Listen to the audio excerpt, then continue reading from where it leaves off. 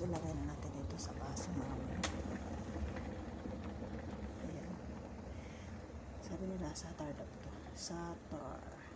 Iyang ako dito pag alam kong inuubo ako yung pasumpong yung ubo ko. Yan lang ininom ko.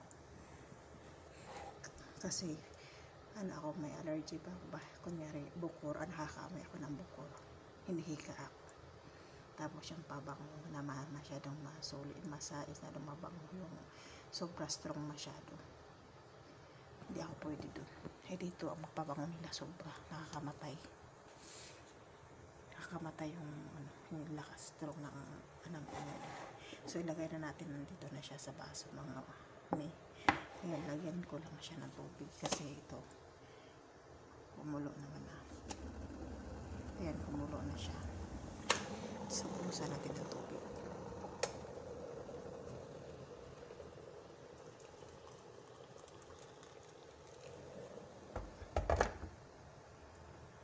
Ayan, ganyan. Hintayin na natin siya malanta. Magkukulay-kulay, konting kulay green yung tubig niya. Palamigin lang natin yan. Tapos saka inumin mga idol.